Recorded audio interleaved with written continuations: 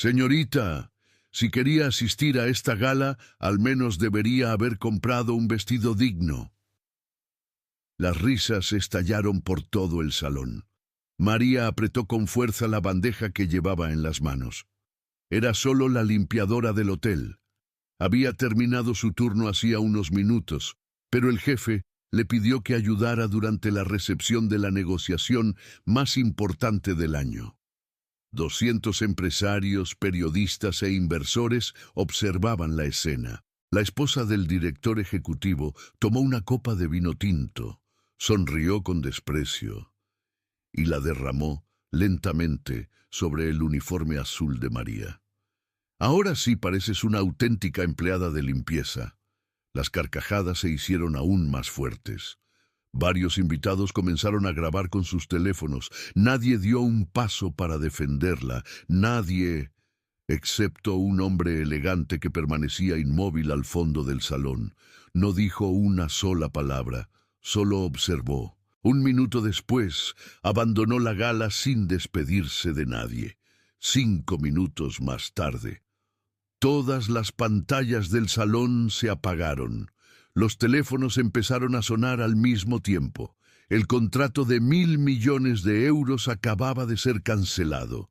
Y solo entonces todos descubrieron que el hombre que había salido detrás de la limpiadora era Alejandro Villalba, el multimillonario que financiaba toda la operación. Pero ya era demasiado tarde, porque la única persona a la que Alejandro jamás permitiría que humillaran era precisamente aquella mujer a la que todos acababan de destruir delante de 200 invitados. Madrid llevaba semanas preparándose para aquella noche. El Hotel Palace, con sus cúpulas de cristal y sus columnas de mármol blanco, había sido reservado en exclusiva por el Grupo Valterra, una de las empresas tecnológicas más ambiciosas del país. La ocasión era la firma de un acuerdo histórico con Villalba Capital, el fondo de inversión más influyente de Europa en ese momento, fundado y dirigido por Alejandro Villalba, un hombre que en menos de 15 años había convertido un pequeño capital familiar en un imperio que tocaba sectores que iban desde la energía renovable hasta la inteligencia artificial.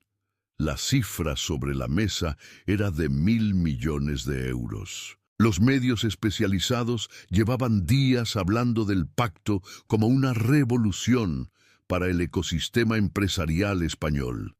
El salón de banquetes del Palace resplandecía esa noche. Lámparas de araña proyectaban luz dorada sobre manteles de lino blanco, y los camareros circulaban entre los invitados con la precisión de un mecanismo de relojería. Todo había sido calculado hasta el último detalle. El menú diseñado por un chef con estrella Michelin, el cuarteto de cuerda instalado en la esquina norte, los centros florales importados desde Valencia, los vinos seleccionados de una bodega centenaria de La Rioja. Entre los empleados que esa noche recorrían los pasillos del hotel, María Torres llevaba su uniforme azul con la misma discreción de siempre.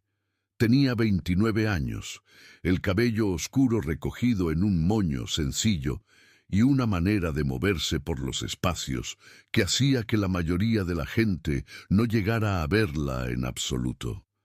Llevaba 4 años trabajando en el Palace. Era puntual, callada y enormemente querida por sus compañeros que la describían como la persona que siempre llegaba antes que nadie y se marchaba después que todos sin pedir nunca nada a cambio. Esa noche había terminado su turno ordinario a las 8:15, pero el responsable de servicio, don Julián, se lo había pedido con tono de disculpa sincera. Necesitaban manos adicionales para la recepción, solo durante 1 hora, y María era de las pocas en las que confiaba plenamente para circular entre invitados de ese calibre sin cometer un error. Ella aceptó sin protestar. Se ajustó el delantal, tomó la bandeja y se incorporó al flujo del servicio. Lo que no sabía era que entre los 200 invitados del salón había un hombre que la conocía mejor que nadie en aquella habitación.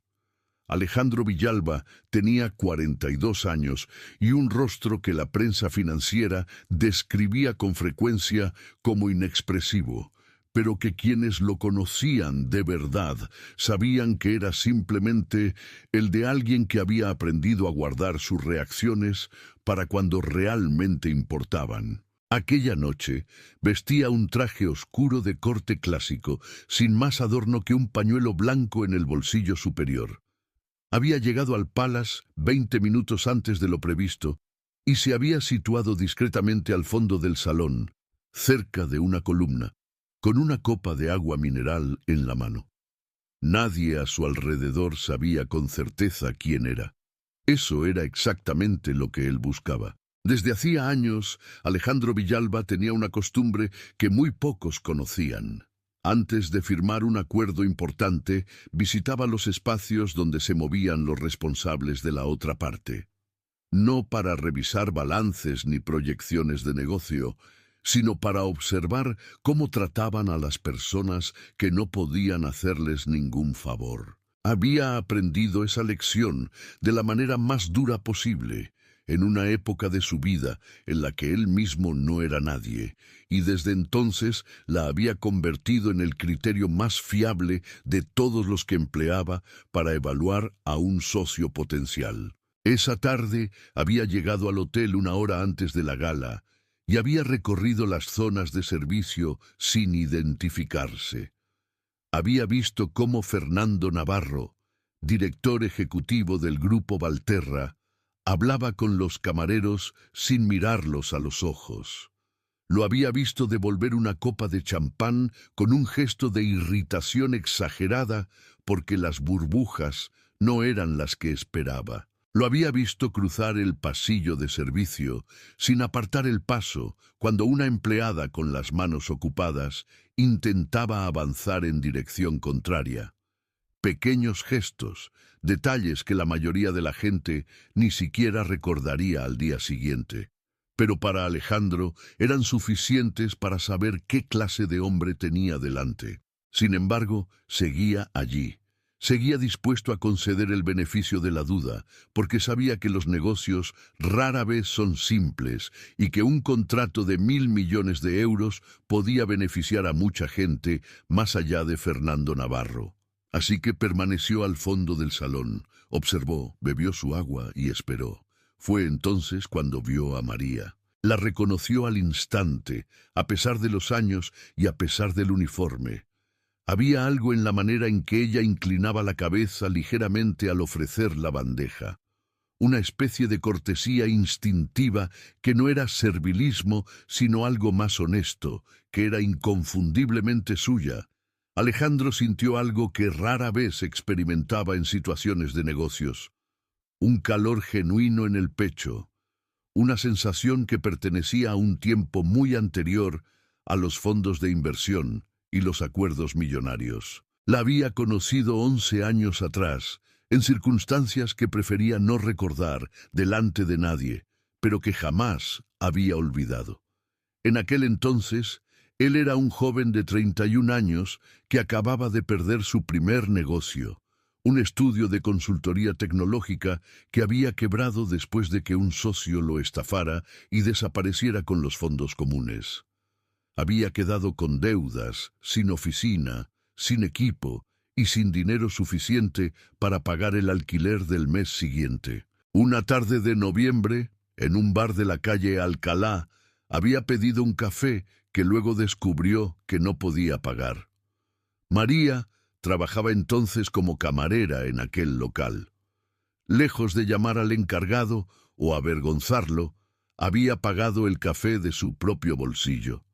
Le había traído además un bocadillo que, según dijo, era de lo que sobraba de la cocina, y se había sentado brevemente frente a él cuando el bar estaba vacío para preguntarle, con una sencillez desarmante, si estaba bien. No era una pregunta retórica, era una pregunta real. Alejandro no recordaba haber respondido con coherencia.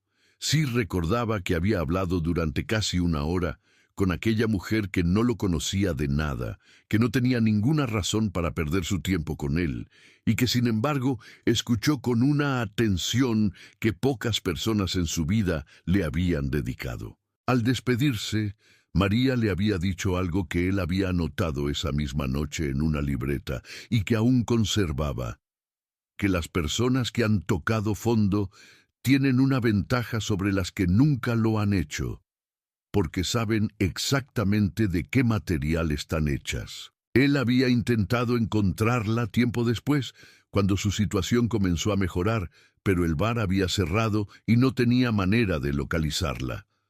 Los años siguientes fueron de una aceleración que no dejó espacio para muchas cosas. Pensó en ella con frecuencia, con la gratitud silenciosa que se guarda para los momentos que cambiaron algo sin que nadie lo vea. Y ahora ella estaba ahí, a 20 metros de él, ofreciendo canapés a personas que ni siquiera la miraban. Alejandro no se movió. No quería interrumpir el trabajo de María ni crear una situación que pudiera incomodarla. Decidió que al terminar la recepción la abordaría con discreción. Era un plan sencillo y razonable. Entonces apareció Isabel Navarro. La esposa de Fernando Navarro era una mujer de 47 años, con la postura rígida de quien lleva décadas convencida de que el mundo le debe una reverencia permanente. Esa noche vestía un traje de noche burdeos con hombreras discretas y llevaba el cabello rubio platino recogido en un moño alto que completaba una imagen de frialdad estudiada. Se movía por el salón con la propiedad de alguien que considera el espacio ajeno como propio por derecho tácito. Llevaba ya 2 copas de champán encima cuando se cruzó por primera vez con María cerca de la mesa central. María estaba inclinándose para recoger una servilleta caída cuando Isabel la rozó al pasar y se detuvo como si hubiera tropezado con un obstáculo inesperado.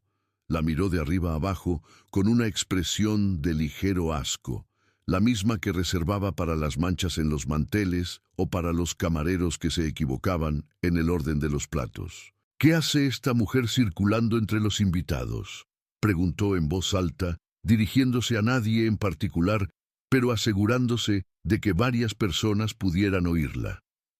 María levantó la mirada, murmuró una disculpa y dio un paso a un lado. Isabel la siguió con los ojos con el ceño fruncido. Media hora después, cuando el salón estaba en su momento de mayor concentración de invitados y el nivel de conversación había alcanzado un zumbido continuo, Isabel la encontró de nuevo. Esta vez María llevaba una bandeja con copas de vino tinto recién servidas y atravesaba la zona central del salón con cuidado, buscando el camino entre los grupos de personas. Isabel se plantó frente a ella con una copa en la mano y una sonrisa que no llegaba a los ojos. «Señorita», comenzó, en un tono que venía cargado de toda la condescendencia que una persona puede acumular. Si quería asistir a esta gala, al menos debería haber comprado un vestido digno. Las risas llegaron rápido. Primero las de las 2 mujeres que acompañaban a Isabel, luego las de un grupo de hombres cercanos que no habían seguido la conversación, pero que reaccionaron al tono como quien reacciona a una señal social. María no respondió. Apretó la bandeja, bajó los ojos. Isabel interpretó el silencio como una victoria. «La gente como usted debería saber cuál es su lugar», añadió, esta vez más despacio, como si estuviera explicando algo a alguien que tiene dificultades para comprender. Y entonces, con una deliberación que no podía atribuirse al accidente, sino únicamente a la elección, tomó su copa de vino tinto y la volcó lentamente sobre el uniforme azul de María. El líquido se extendió por el tejido con una velocidad silenciosa. María se quedó inmóvil.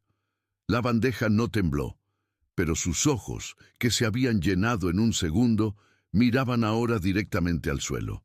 «Ahora sí pareces una auténtica empleada de limpieza», dijo Isabel. El salón rió. Fernando Navarro, que había observado la escena desde el flanco, se acercó con las manos en los bolsillos y una sonrisa complaciente. En lugar de poner fin a aquello, añadió en voz suficientemente alta como para que los más cercanos pudieran oírlo. «Isabel, no seas dura. Seguro que no sabía que había invitados». Más risas. Varios teléfonos se alzaron. Alguien dijo algo sobre el vídeo y la búsqueda de seguidores. El círculo que se había formado alrededor de María era ya de 15 o 20 personas, y ninguna de ellas hizo el más mínimo gesto para interrumpir lo que estaba ocurriendo. María depositó la bandeja sobre la mesa más cercana, con una precisión que en otras circunstancias habría pasado por elegancia. Se giró sin decir una palabra. Cruzó el salón en dirección a la salida lateral que los empleados usaban para acceder a los pasillos de servicio. Nadie la detuvo, nadie la siguió. En el momento en que la puerta se cerró detrás de ella, el salón ya había vuelto a sus conversaciones habituales, como si lo que acababa de ocurrir fuera una anécdota menor, apenas digna de recordarse al día siguiente. Alejandro Villalba no había reído, no había filmado, no había aplaudido. Había permanecido exactamente donde estaba, con la copa de agua en la mano y la mirada fija en el lugar donde María había estado de pie, ahora vacío. Había visto cada segundo de lo que acababa de ocurrir con la misma atención con que había observado todo lo demás aquella tarde. Y en ese segundo final, cuando la puerta se cerró, algo en su interior se asentó con la firmeza de una decisión que no necesita ser discutida. Dejó la copa sobre la mesa más cercana. No la dejó bruscamente, no hizo ningún gesto teatral. Simplemente la depositó con cuidado y comenzó a caminar hacia la salida. Pasó por delante de Fernando Navarro sin mirarlo. Cruzó el salón completo, con la misma parsimonia con que había llegado 2 horas antes. Y salió. En el pasillo de servicio, María estaba apoyada contra la pared de azulejos blancos, con los ojos cerrados y el uniforme manchado pegado al cuerpo. Cuando oyó pasos, se tensó instintivamente y se limpió la cara con el dorso de la mano antes de abrir los ojos. Lo reconoció, no de inmediato. Pasó un segundo de confusión, luego otro de incredulidad, y luego algo que no era exactamente alegría, sino algo más complicado. El reconocimiento de que el tiempo no siempre borra las cosas que merecen ser guardadas. «Alejandro», dijo, y fue menos un saludo que una verificación, como cuando alguien dice en voz alta el nombre de algo que creía perdido para comprobar que sigue siendo real. Él se detuvo a 2 metros de ella. La miró durante un momento sin hablar. «Hola, María». No había nada más que decir en ese instante, y ambos lo sabían. Él se quitó la chaqueta del traje y se la ofreció sin hacer ningún comentario sobre el uniforme manchado ni sobre lo que acababa de ocurrir en el salón. Ella la aceptó. Se la puso sobre los hombros. «¿Estás bien?», preguntó él. Era exactamente la misma pregunta que ella le había hecho a él 11 años atrás en un bar de la calle Alcalá. María tardó en responder. «Estoy bien», dijo al fin. «Estoy acostumbrada». Alejandro no respondió a eso, pero algo en su expresión cambió de una manera que para quien lo conociera de verdad era más elocuente que cualquier discurso. 10 minutos después de que Alejandro abandonara el salón de banquetes del Hotel Palace, el teléfono de Eduardo Casas, director de operaciones de Villalba Capital, comenzó a sonar con la urgencia de quien recibe instrucciones que no admiten demora. Eduardo estaba en ese momento en su despacho de la Torre Picasso, revisando los últimos documentos del acuerdo antes de que llegara la señal definitiva de su jefe para proceder a la firma. La llamada duró 4 minutos con 37 segundos. Cuando colgó, Eduardo permaneció inmóvil durante un momento, miró la pantalla de su ordenador y comenzó a ejecutar lo que le habían pedido.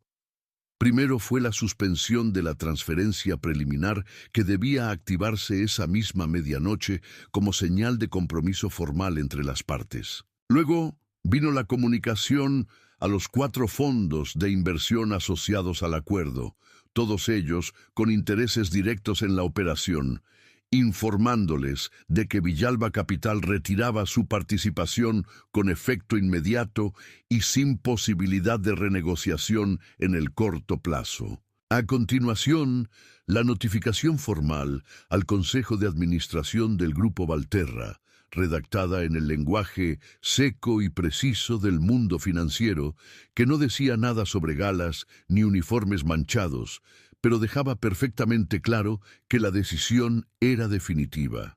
Las pantallas del salón del Palace se apagaron a las 10:53 de la noche. Los teléfonos de Fernando Navarro comenzaron a sonar casi al mismo tiempo. El primero en llamar fue Rodrigo Peña, presidente del Consejo de Administración de Valterra, que en ese momento estaba sentado en la tercera mesa del salón bebiendo un Ribera del Duero de 2019 y que tardó exactamente 45 segundos en comprender lo que la pantalla de su móvil estaba mostrándole. El segundo fue el asesor jurídico de la empresa, que llamó desde Barcelona con la voz del que acaba de despertar de una siesta y aterrizar en una emergencia. El tercero fue el director financiero, que simplemente envió un mensaje de 4 palabras, que Fernando leyó 3 veces seguidas sin poder procesar completamente su significado. El contrato había sido cancelado. Fernando tardó en salir al pasillo para tomar las llamadas con más tranquilidad. Isabel, que seguía en el salón conversando animadamente con 2 inversoras, no supo lo que estaba ocurriendo hasta que su marido volvió con el color de la piel exactamente 2 tonos más pálido de lo habitual y le dijo al oído que necesitaban hablar. La noticia se propagó por el salón con la velocidad característica de los escándalos financieros en entornos donde todos conocen a todos. Primero como un rumor, luego como una confirmación, luego como la pregunta de qué había pasado exactamente y por qué Villalba Capital había abandonado la operación sin previo aviso y sin ninguna comunicación previa que pudiera haber alertado a las partes. Nadie tenía una respuesta oficial, pero alguien, en algún momento de esa misma noche, subió a las redes sociales el vídeo que varios invitados habían grabado durante el incidente con la limpiadora. El vídeo duraba 42 segundos. En él se veía a Isabel Navarro derramando el vino, se escuchaban las risas del salón y se veía la puerta lateral cerrándose detrás de María. No se veía a Alejandro Villalba en ningún plano, pero alguien en los comentarios escribió su nombre. Y a partir de ahí, los periodistas especializados en economía hicieron en 4 horas el trabajo de investigación que en otras circunstancias habría llevado días. A las 2 de la madrugada, el vídeo tenía 800.000 reproducciones. A las 6 de la mañana siguiente, superaba los 4 millones. Los titulares de los medios económicos no tardaron en llegar. Uno de los más repetidos decía algo parecido a esto: Villalba Capital cancela el mayor acuerdo del año tras la humillación pública a una empleada del Hotel Palace. Las versiones variaban en los detalles, pero coincidían en lo esencial. El multimillonario Alejandro Villalba había retirado 1.000 millones de euros de la mesa por lo que había presenciado esa noche. La reputación del Grupo Valterra, construida durante años sobre una imagen de empresa moderna, inclusiva y socialmente responsable, se desmoronó en el tiempo que tarda una pantalla en volverse viral. Los accionistas minoritarios empezaron a vender. Los socios internacionales pidieron explicaciones. 3 marcas que tenían contratos publicitarios con la empresa anunciaron que revisarían sus acuerdos. El Departamento de Comunicación de Valterra, emitió un comunicado a primera hora de la mañana que intentaba contextualizar los hechos y que fue recibido por el público con la misma confianza que suele darse a los comunicados emitidos con 12 horas de retraso y redactados bajo presión. Fernando Navarro pasó la noche en el despacho de su abogado en el barrio de Salamanca. Isabel, que en un primer momento había intentado minimizar lo ocurrido con un comentario en sus redes sociales que describía el vídeo como sacado de contexto, lo borró 2 horas después, cuando los comentarios alcanzaron un volumen que su equipo de gestión de imagen no pudo contener. Los dos, por separado y luego juntos, llegaron a la misma conclusión al amanecer. Necesitaban encontrar a María Torres. No porque lamentaran genuinamente lo que habían hecho, aunque eso también llegaría más tarde y a su propio ritmo. Lo que necesitaban en ese momento, con la urgencia brutal de quienes ven su mundo empresarial desmoronarse en tiempo real, era que la mujer a la que habían humillado delante de 200 personas dijera públicamente que los perdonaba, que lo que había ocurrido había sido un malentendido, que nadie era tan malo como el vídeo hacía parecer. Encontrar a María resultó más difícil de lo que esperaban. El Hotel Palace no facilitó sus datos de contacto, amparado en la protección de datos de sus empleados.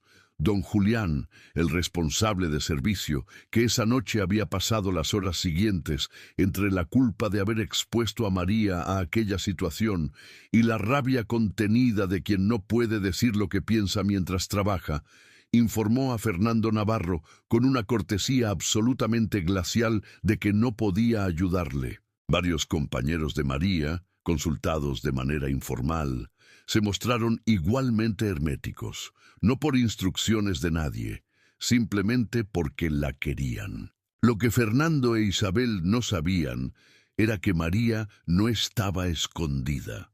Había ido a su casa aquella noche, se había duchado, había tirado el uniforme manchado a la basura y había dormido más de lo que esperaba. A la mañana siguiente, su teléfono estaba lleno de mensajes que no había leído todavía, de sus compañeros del hotel, de su hermana que vivía en Bilbao, de una amiga de la infancia que había visto el vídeo de casualidad. Los leyó despacio, sentada en la mesa de la cocina con un café, sin responder todavía a ninguno. Luego leyó un mensaje que no reconoció hasta que vio el nombre. Era de Alejandro. Le preguntaba si podían verse esa mañana, si ella quería, sin ninguna presión. Le dejaba su número y le decía que entendería perfectamente que no respondiera. María respondió al cabo de media hora. Se encontraron en una cafetería del barrio de las Letras, un lugar sin pretensiones, con mesas de madera y el olor a pan recién hecho que a esa hora de la mañana Madrid produce con generosidad. Alejandro llegó antes que ella y eligió una mesa en el interior, alejada del escaparate. Cuando María entró, vestida con ropa sencilla y sin el uniforme del hotel, él se puso de pie de manera instintiva, como hacen las personas que han sido criadas en una época en que ese gesto todavía significaba algo. Hablaron durante casi 2 horas. No hablaron del vídeo, al menos no al principio. Hablaron de los 11 años que habían pasado. María le contó que después del bar de la calle Alcalá había tenido varios trabajos distintos antes de encontrar el del Palace, que le gustaba más de lo que la gente solía imaginar, que había algo en el orden silencioso de los espacios grandes que le resultaba satisfactorio, de una manera que no sabía explicar bien. Alejandro le escuchó sin interrumpirla. Luego le habló de su propio recorrido, sin la versión abreviada que reservaba para las entrevistas, sino con los detalles que normalmente guardaba para sí mismo. Los años de incertidumbre, los socios que habían fallado, las decisiones que habían resultado mal antes de que empezaran a resultar bien. Le dijo que aquel café de noviembre en la calle Alcalá había sido el punto de inflexión de una manera que no podía atribuir enteramente a la conversación en sí, pero que tampoco podía ignorar. María lo escuchó con la misma atención con que siempre escuchaba a las personas, que era total y sin prisa. «No necesito que hagas nada por mí», dijo en un momento dado, con una claridad que no era frialdad, sino sencillamente honestidad. «Lo sé», respondió él. «No he venido a hacer nada por ti. He venido porque quería saber cómo estabas». Hubo un silencio breve que ninguno de los dos sintió la necesidad de llenar. «¿Y el contrato?», preguntó ella. «No es tu responsabilidad. No me lo parece justo que haya consecuencias para otras personas por lo que le hicieron a mí». Alejandro la miró durante un momento antes de responder. «Las consecuencias no son por lo que te hicieron a ti, María. Son por lo que esas personas demostraron ser delante de 200 personas. Eso no tiene nada que ver contigo, tiene que ver con ellos». María pensó en eso. ¿Y la gente que trabaja en Valterra? ¿Los que no tienen nada que ver con los Navarro? «Eso también lo he pensado», dijo Alejandro. «El fondo no desaparece. Los proyectos que merezcan continuar, continuarán con otra estructura. Pero Fernando Navarro no va a gestionar ni un solo euro de Villalba Capital. Eso ya no es negociable». La conversación derivó luego hacia otros temas, más ligeros, y hacia el final del segundo café los dos tenían la expresión de personas que han encontrado algo que no esperaban encontrar tan fácilmente. Fernando e Isabel Navarro consiguieron el número de María a través de un contacto indirecto 3 días después del incidente. Isabel fue la que llamó. Lo hizo desde su teléfono personal a las 11:30 de la mañana de un martes, sentada en el salón de su apartamento del barrio de Jerónimos, con los abogados esperando en la sala de al lado. María respondió. La conversación duró 17 minutos. Isabel empezó con lo que su equipo de comunicación le había preparado. Una disculpa estructurada que reconocía el error, apelaba a un momento de tensión que no justificaba su comportamiento y expresaba la esperanza de que pudieran seguir adelante. María la escuchó hasta el final, sin interrumpirla. Luego hubo un silencio. «¿Puedo preguntarte algo?», dijo María. «Claro», respondió Isabel con la cautela de quien no sabe qué viene después. «Si ese vídeo no hubiera existido, ¿estarías llamándome ahora?». Isabel no respondió de inmediato.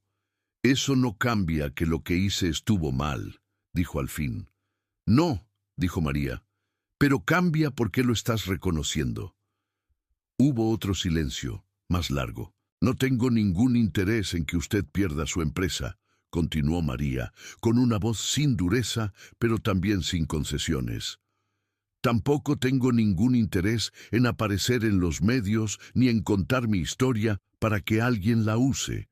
Lo único que puedo decirle es que lo que hizo en aquella sala me hizo daño, y que ese daño no se arregla con una llamada de teléfono, por muy bien intencionada que sea». Isabel escuchó. «¿Entonces qué quiere?», preguntó, y esta vez la pregunta sonó genuina, sin los bordes calculados del guión previo.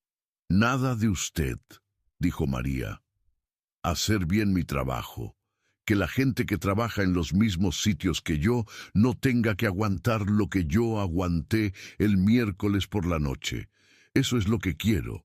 La conversación terminó sin acuerdos ni declaraciones conjuntas, sin comunicados de prensa ni apariciones concertadas. María colgó, miró un momento el teléfono y lo dejó sobre la mesa. Las semanas siguientes fueron extrañas para todos los involucrados de maneras distintas. Para Fernando Navarro, fueron semanas de reuniones de emergencia, de negociaciones con inversores que pedían explicaciones, de una junta extraordinaria de accionistas en la que por primera vez en su carrera tuvo que responder por algo que no era un error estratégico, sino un error de carácter. Sobrevivió como director ejecutivo, pero con poderes reducidos y con la certeza de que la empresa que había construido durante 15 años ya no le pertenecía de la misma manera. Algo se había roto, y esa clase de roturas no siempre se reparan aunque se quiera. Para Isabel, fueron semanas de un silencio público que no le resultó tan fácil como esperaba. Había vivido décadas en un entorno donde el dinero y el apellido creaban un escudo que raramente fallaba. El escudo había fallado de una manera tan visible y tan documentada que no había manera de reconstruirlo desde la posición en la que siempre había operado. Poco a poco, en conversaciones que nadie filmó ni compartió, comenzó a hacerse preguntas que no había tenido costumbre de hacerse. No era arrepentimiento inmediato, ni conversión dramática. Era algo más lento y menos heroico, la incomodidad sostenida de una persona que por primera vez no puede evitar verse a sí misma desde fuera. Para el personal del Hotel Palace, fueron semanas de una solidaridad callada que se expresó de maneras pequeñas.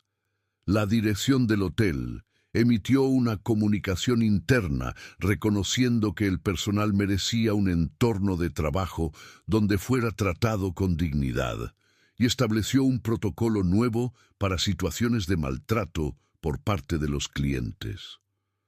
Don Julián lo leyó en la reunión de equipo con la voz ligeramente quebrada, que nadie comentó, pero todos notaron. Para María fueron semanas de trabajo ordinario, de turnos que empezaban temprano y terminaban con la satisfacción tranquila de haber hecho algo bien. Sus compañeros la trataban exactamente igual que antes, que era exactamente como ella quería. El vídeo siguió circulando durante un tiempo, pero ella no lo buscaba y procuraba no leer los comentarios, que oscilaban entre la indignación y el análisis y la inevitable curiosidad morbosa que los escándalos generan en la gente que no tiene nada que ver con ellos. Alejandro y María se vieron varias veces más en las semanas siguientes, sin urgencia ni protocolo, con la naturalidad de dos personas que han descubierto que el tiempo no ha cambiado algo fundamental en la manera en que se hablan. Él le contó proyectos. Ella le habló de un curso de gestión hotelera al que llevaba meses queriendo apuntarse, pero que había ido postergando sin razón concreta. Él no le dijo que debía hacerlo. No le ofreció financiación ni contactos. Solo dijo que el momento en que una persona decide hacer algo que lleva tiempo queriendo hacer es invariablemente el correcto.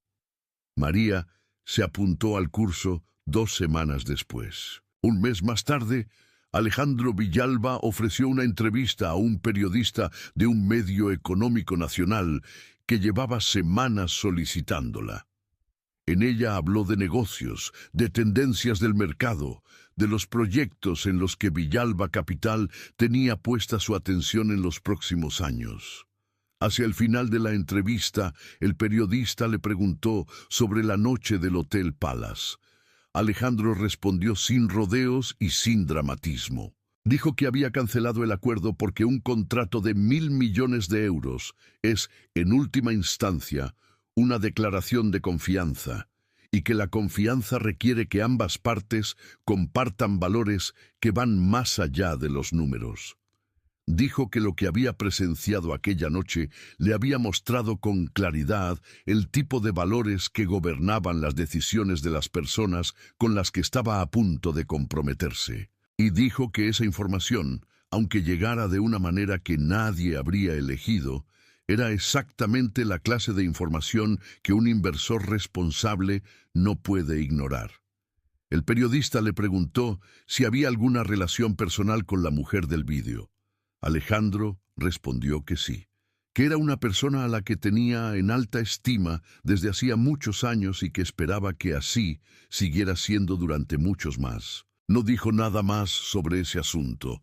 El periodista, que era lo suficientemente experimentado como para saber cuándo una respuesta es completa, no insistió. Madrid continuó su ritmo habitual. que es el de una ciudad que lleva siglos absorbiendo escándalos y transformándolos en conversación de café hasta que llega el siguiente. El caso Valterra fue portada durante 3 semanas y luego fue cediendo espacio a otras noticias, como siempre ocurre. Los que habían estado en el salón del Palace aquella noche siguieron con sus vidas, algunos con más incomodidad que otros, todos con al menos un momento de duda que tal vez no habían tenido antes sobre lo que hacen cuando creen que nadie importante los está mirando. María terminó el primer módulo del curso de gestión hotelera con la mejor nota del grupo. Su profesora, una mujer de Santander que llevaba 30 años en el sector, le dijo al entregarle el certificado que tenía una manera de entender los espacios de servicio que no se aprende en los libros, sino en los años. María le dio las gracias con la sencillez de siempre. En el Hotel Palace, el uniforme azul había sido reemplazado por uno nuevo. María lo colgó con cuidado la primera mañana que lo usó. Se miró brevemente en el espejo del vestuario y bajó a empezar su turno. Hay personas que atraviesan las habitaciones sin que nadie las vea. Hay momentos en que esa invisibilidad se convierte, sin que nadie lo planee, en el espejo más nítido que una sala llena de gente puede encontrarse. Lo que ocurrió en el Palace aquella noche de miércoles no fue una historia de venganza ni de redención instantánea. Fue simplemente la historia de lo que pasa cuando alguien que ha aprendido a valorar el carácter de las personas por encima de cualquier otra cosa, decide, una vez en la vida, actuar en consecuencia. Y a veces eso es suficiente para que algo cambie. Si esta historia te llegó, compártela con alguien que necesite recordar hoy que el trato que damos a los demás dice más de nosotros que cualquier título o cualquier cuenta bancaria. Y si quieres seguir escuchando historias como esta, ya sabes lo que tienes que hacer. Suscríbete, deja tu comentario y nos vemos en el próximo vídeo.